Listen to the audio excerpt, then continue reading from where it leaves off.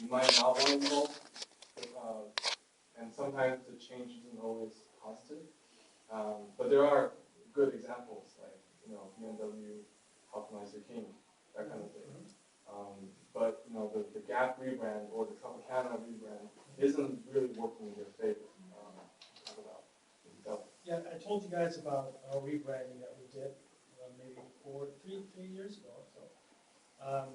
And for us, it was really cathartic, and it's funny to be in a company that was so direly in need of that.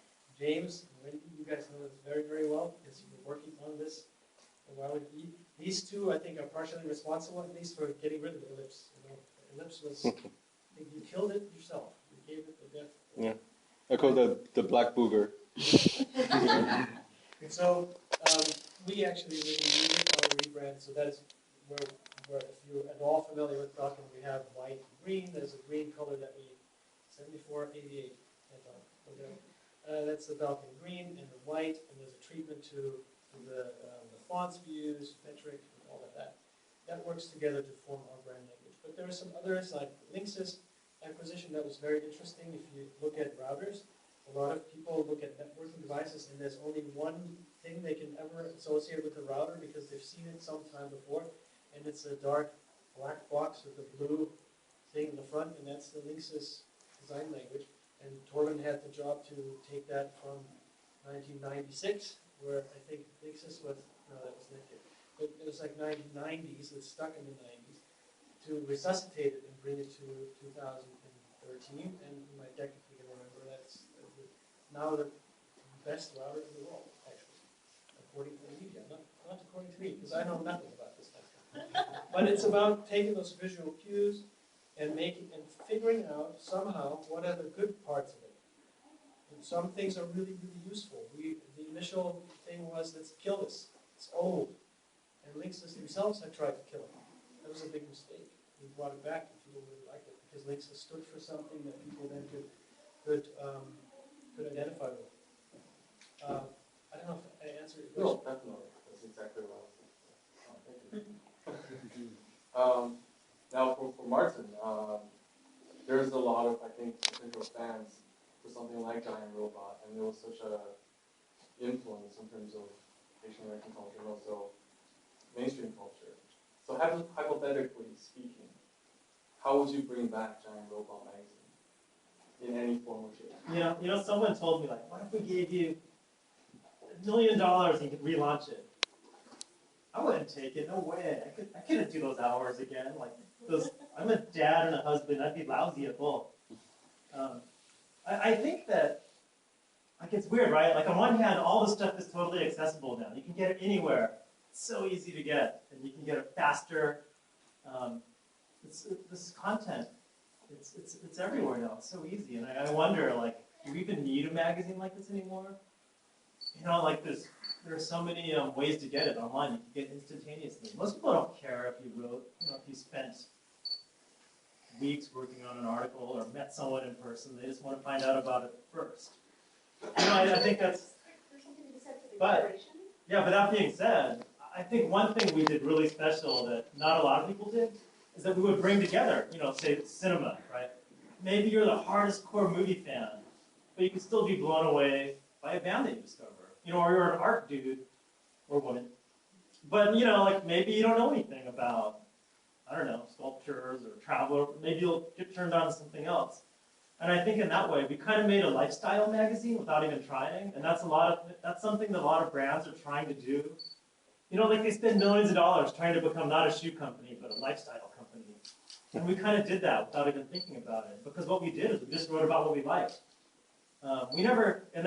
Maybe that's why we died too, because we never wrote about popular stuff. We just wrote about stuff we liked. It was never what's big, what movie's coming out, what artist is coming to town. It was just what we liked the whole time.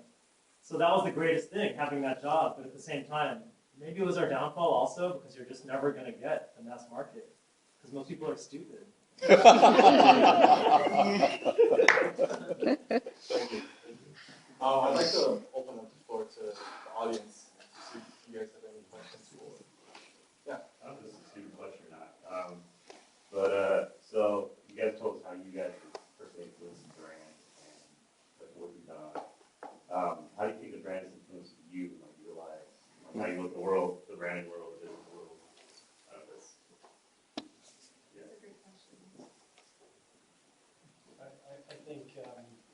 I've learned is that there are some very, very distinct differences in the way companies are set up. And actually, you guys did a great job curating maybe us three because we have very distinctly different backgrounds in these brands, right?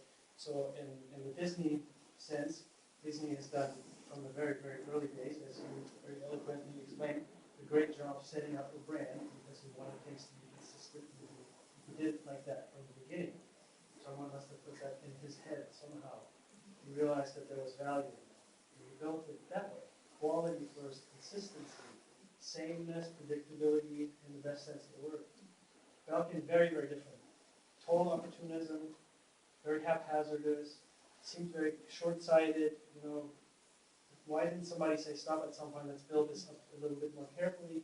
They just didn't have, I don't know, maybe they did it conscientiously, maybe not. And in your case, you just did what you wanted to do, and you loved it, and that made it a really great brand. In the artistic sense, where I think every sort of upstanding artist should be doing exactly that. They should just do what they want, and if people love it, they're lucky, and then they're happy. And maybe if people stop liking it, then they don't even really care. It's just a kind of a byproduct. So, right, I think those are very, very interesting different ways in which brands are even just started. And just learning that to me is always, this kind of stuff is very insightful to me. I think just going through life and realizing that as a consumer, as a person that lives in our world, you need to stop and think about this kind of stuff. You know, people don't normally do that. But some things are done completely by design, some things are completely by accident, and some are just because you want to do what you want. I think, you know, in a way, each of us is a brand, right? And you should just be yourself. Unless you're lame, then you got you need a consultant or something. I think for me, it's one of the things that's really taught me is just how important the details are. You know, it's the details are what make or break it. I was talking about just those small tweaks can make all the difference, right? But it's all the details all the time, and so it's. Sometimes people ask me, what do you look for when you look at a piece of creative? And I wouldn't even be able to, I could make, I'd be making a list for pages and pages and pages and pages and pages. And I couldn't even write it all down, right? Because so much of it is just not only looking at every single little tiny thing, but also looking for those things that just don't feel right. And I say to people sometimes, you just have, if you have that feeling in the pit of your stomach, like something isn't right and it's not working, don't dismiss that. Sit with it, even if it means you have to put it to the side and come back tomorrow. And I also say to people, if you have that feeling and you can't figure out what it is, reach out to me and we'll work on it together. So that's one thing that's really taught me is to trust that sense, because if something isn't right, even if it's something small, there's an opportunity there to fix it. And maybe one more thing is kind of the gist of what I was showing you guys today is that I feel like as a design team, we were, and we still are, to a very large degree, absolutely responsible for how that brand feels. And at Belkin, we were allowed to do that for a very, very long time. We now have a chief marketing officer who is doing a great job, who's an extremely professional, experienced person. But before that was the case, a lot of things were just really left to the design team to figure out. And that was unbelievably empowering. You know, so that also was a great experience. I have one other one, which is something that I kind of wish that someone had told me a long time ago, but I think is also one of the things you just have to learn, which is that, you know, the reality of being in the world, unless you are lucky enough to have a job like what you did, where you were just with a very, very small team of people and you pretty much doing what you wanted, you have to work with a whole lot of people, and everybody has different agendas, and everybody has different things that are their must-haves, and they're not wanting to bend on. And that's reality, and it's very hard, especially when you come out of a place where you've had the opportunity to be working really intensely and very focused on your projects. Even if you're with a team, it's still a small team, right? And you're all coming at it kind of from the same direction. And then to be in this situation where you have to try to make all of these different things work all together, and you can't just say no, you can't just say, you know, if it doesn't work, then I'm not going to do it. You have to find something that works and it satisfies the legal team, and it satisfies the clearances team, and it satisfies the branding team, and it satisfies the music rights team, and it satisfies there's about 12 other teams, right, depending on how many you're working on, and that's really, really hard, but that's, again, unless you're lucky enough to have a job like that, that's reality, and so you make the best of it. Well, our office, I was the only full-time staff member on the magazine. We had an ad person who was part-time when he wasn't bouncing for bars. Wendy came in to do design for the last 3 weeks maybe, and so would Pryor for color balancing. Eric would jump in the last 2 weeks or so and finish off his articles. And that was about it. We had some proofreaders come in, we'd pay them with pizza or pad thai. But, thanks to, technology, like that was it. That's all we had to make a full glossy magazine that had this international reach. And, it's really empowering what you can do and how you can fool people into thinking that you're in this big corporate headquarters overlooking Hollywood or that you're in Tokyo or something. Like people had these crazy ideas that we had this big campus somewhere, that we were this big international team. And really it was just us, working under this avocado tree. And it was sad, when we broke up. Like I'd spent, like every day there from 9 to 7 or 8, and it was really hard. But like I said, in the end, I realized I'm doing the same damn thing every day. I still do all this cool stuff and surround myself with great friends and get to write about cool stuff. There's just no magazine, Who cares anyway? Like a magazine would come out and people would say, oh, I liked it. Or I like this article. And I'm like, wait, what was that again? What did I do then?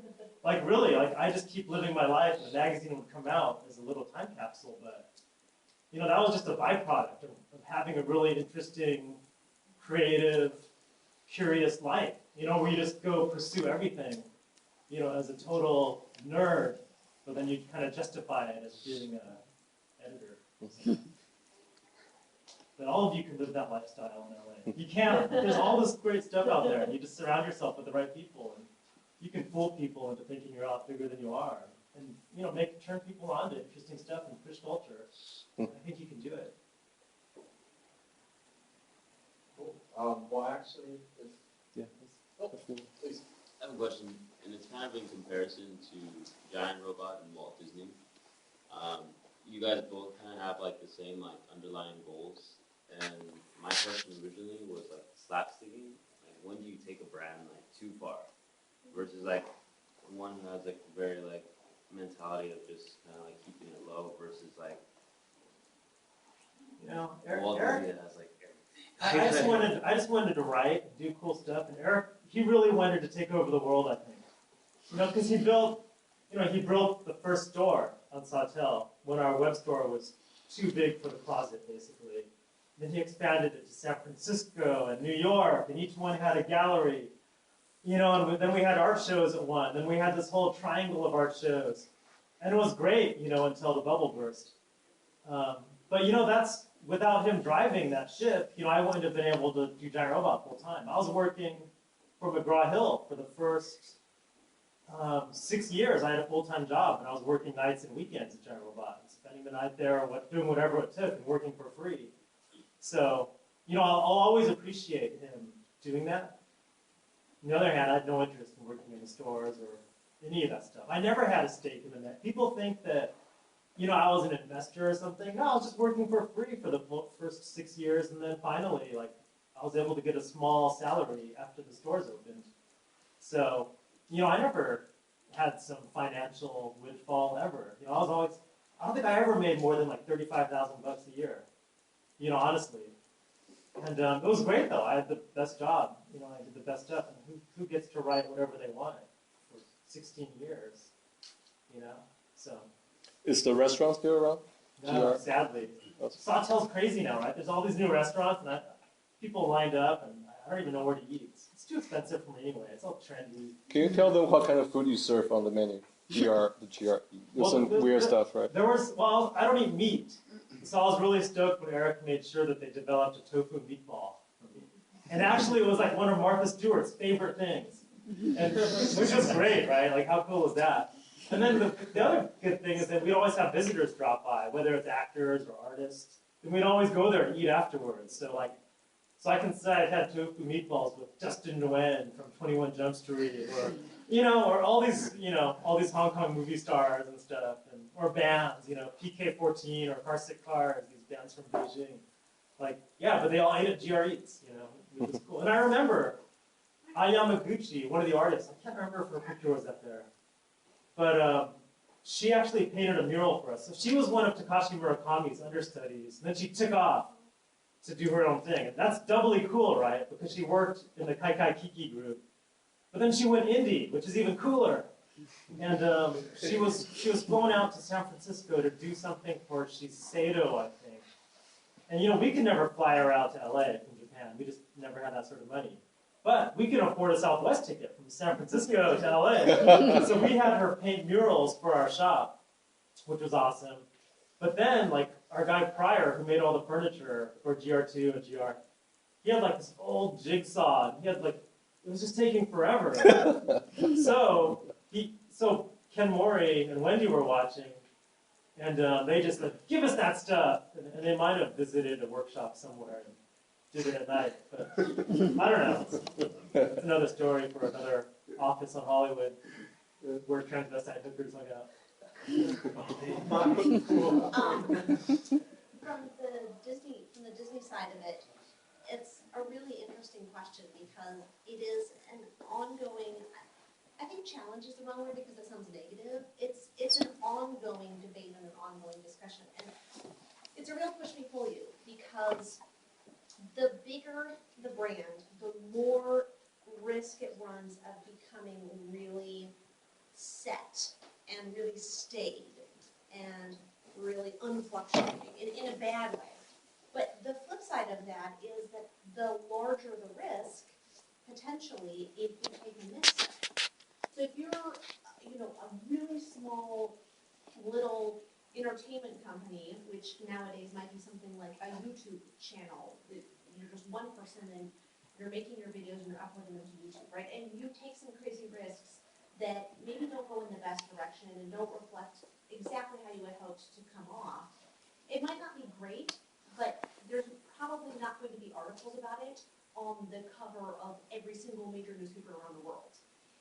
But once you're a really major company, even the smallest missteps, even unintended or misinterpreted missteps, can end up being all over the news. And so you end up having to try to think 3 steps ahead about what all of the potential challenges could be, while at the same time you're trying to push forward to continue to do all that innovation that I was talking about at the beginning, that Walt really had that opportunity because he was still young, the brain was not congealed yet.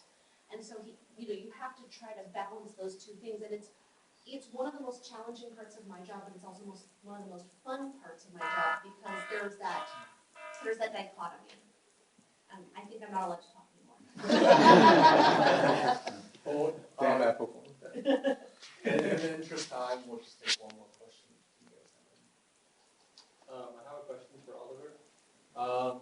So during the process of rebranding for Belkin, was there any conflict with Walt Owens, egos, or was it all smooth and everything went okay? Wolf Owens is, so did everybody hear the question, whether was any conflict with Wolf Owens? I have to say that was one of the most impressive group of creative people I've met. I've now met more impressive groups of people since then, but these guys were amazing. There are different levels. Like you can see, we've worked with all the big name creative agencies in the U.S. From design companies, industrial design to branding and all of that. And Wolf Owens, I thought, was just phenomenal. They just have, if you look them up, their portfolio is extremely impressive. And they had some really amazing graphic designers that just did incredible typography, and the logo development when that was going on was just really, really impressive.